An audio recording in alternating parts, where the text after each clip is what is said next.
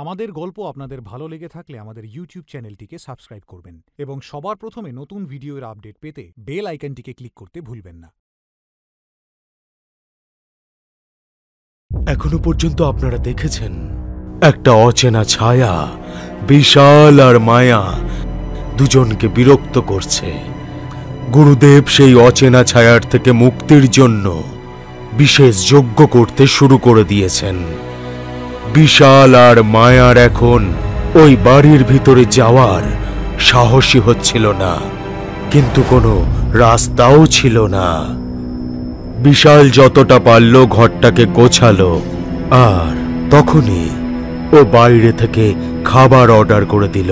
মায়ার কোনো কিছু খাওয়ার ইচ্ছেই ছিল না, কিন্তু বিশালের কথা শুনে ও অল্প একটু খেয়ে ঘুমিয়ে পড়ল। ক্লান্তির জন্য ওর সাথে সাথেই ঘুম চলে এলো। রাত প্রায় 2টোর সময় ওই আত্মাটা মায়ার বুকের উপর বসে ওর গলা টিপতে শুরু করলো। মায়া ব্যথায় ছটফট করতে করতে জোরে জোরে চিৎকার করতে থাকলো। মায়ার গলার আওয়াজ শুনে বিশাল যেই ঘরে গিয়ে পৌঁছালো, মায়াকে ছটফট করতে দেখেও বুঝতে পেরে গেল যে আত্মাটা মায়াকে বিরক্ত করছে। ও সাথে সাথে গুরুদেবের দেওয়া বিভূতিটা মায়ার কপালে লাগিয়ে দিল, যার ফলে ও আত্মার বন্ধন থেকে কিছুক্ষণের জন্য মুক্তি পেল। কিন্তু কষ্ট আর ব্যথাতেও অজ্ঞান হয়ে গেছিল। বিশাল ওর এই কষ্ট সহ্য করতে পারল না। ও জোরে চেঁচিয়ে বলল, তুমি যেই হও না কেন, মায়াকে কেন বিরক্ত করছো? তুমি আমাকে চাও তাই না? তাহলে নাও, আমি এক্ষুনি তোমার সাথে যাওয়ার জন্য প্রস্তুত। এটা বলেও পাশে থাকা ছুরিটা তুলে নিয়ে নিজেকে শেষ করে দেওয়ার চেষ্টা করল, কিন্তু ওর হাতটা হাওয়াতেই থেমে গেল। ও সারা রাত মায়ার পাশে বসে কাঁদতে থাকলো। পরের দিন সকালে পুরোহিত মশাই এলেন আর বিশালের কানে কানে কিছু একটা বললেন। বিশাল মায়ার দিকে তাকিয়ে বলল, আমার অফিসে একটা জরুরি কাজ আছে, তুমি নিজের খেয়াল রেখো। হ্যাঁ, আমি একটু পরেই আসছি। এটা বলে ও পুরোহিত মশাইয়ের সাথে বেরিয়ে গেল।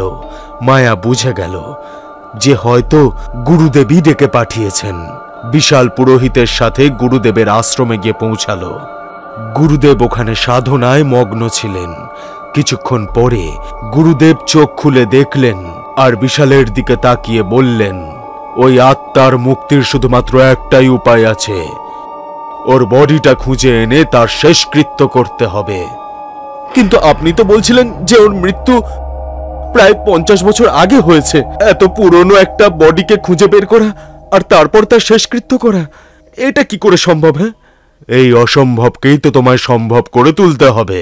সবার প্রথমে আমাদেরকে সেই জায়গায় যেতে হবে যেখানে তোমার রক্ত পড়েছিল, আর সেই রক্তের সুগন্ধেই প্রভাবিত হয়ে ওই আত্মা তোমার সাথে জুড়ে গেছে। ওই জায়গাতে পৌঁছানোর পরেই আমরা ওর বডির কাছে পৌঁছতে পারবো।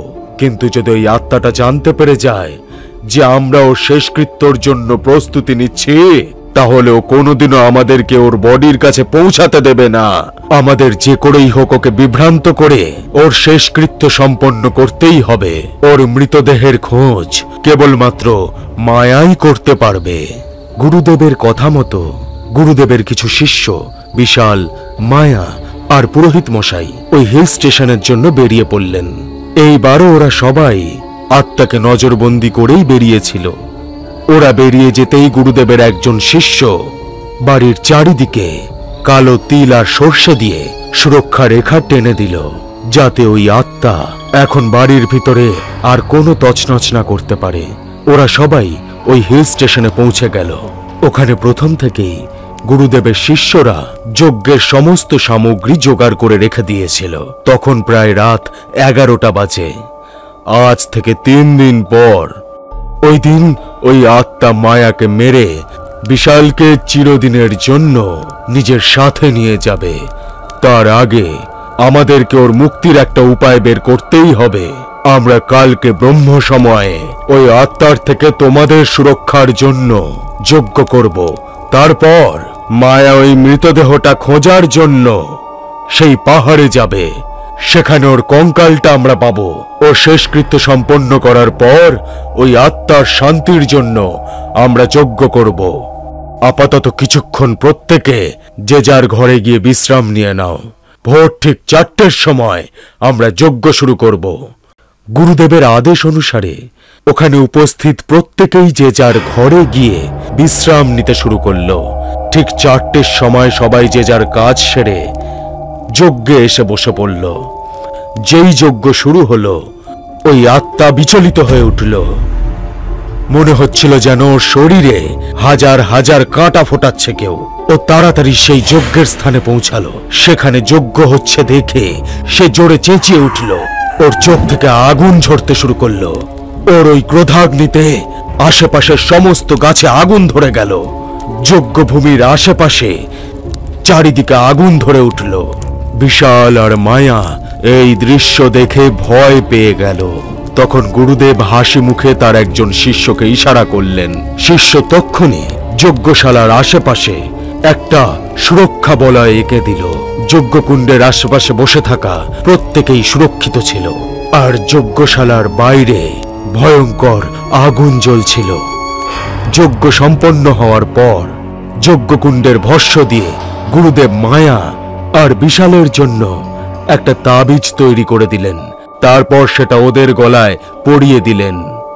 আগামী পূর্ণিমা পর্যন্ত এই তাবিজগুলো ওই আত্মার থেকে তোমাদের রক্ষা করবে। যদি তার আগে ওর মৃতদেহ খুঁজে আমরা তার শেষকৃত্য সম্পন্ন করে দিতে পারি, তাহলে তোমরা প্রাণে বেঁচে যাবে, না হলে ঈশ্বরই তোমাদের বাঁচাতে পারে। মায়া, তোমাকে আজই ওই মৃতদেহের খোঁজ করতে হবে। ওই আত্মা এখন ভীষণই রেগে আছে। তোমরা যেই এই সুরক্ষা বলয়ের বাইরে যাবে, ওই আত্মা তোমাদের সবাইকে কষ্ট দেওয়া শুরু করবে।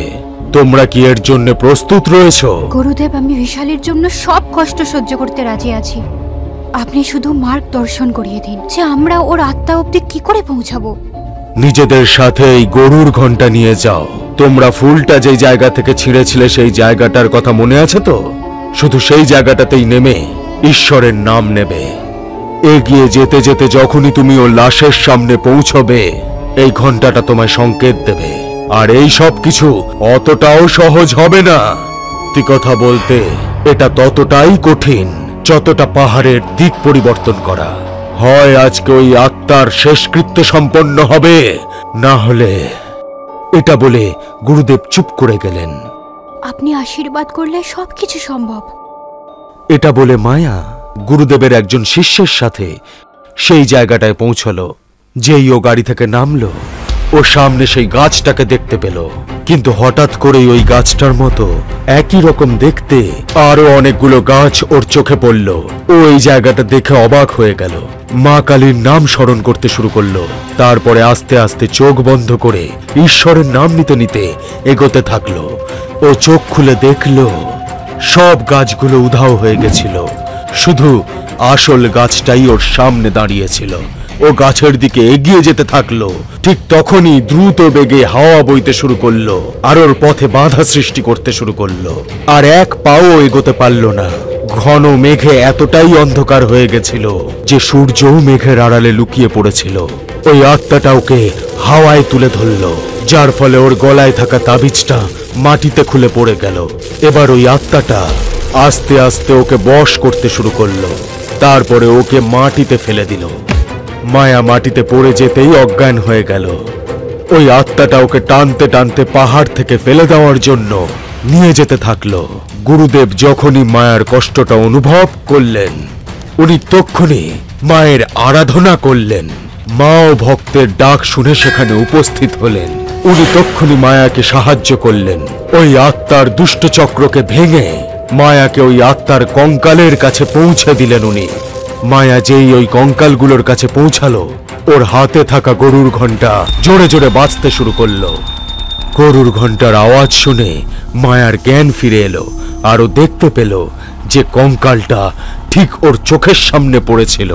গুরুদেবের কথা মতো ওই কঙ্কালের হাড়গুলো জড়ো করলো আর সেগুলোকে নিয়ে গুরুদেবের আশ্রমে চলে এলো। সমস্ত নিয়ম কানুন পালন করে কঙ্কালের শেষকৃত্য সম্পন্ন করলেন। তারপরে ওই আত্মার শান্তির জন্য যজ্ঞ আর দান করলেন, যেটা মায়া আর বিশাল দুজনে মিলেই করল।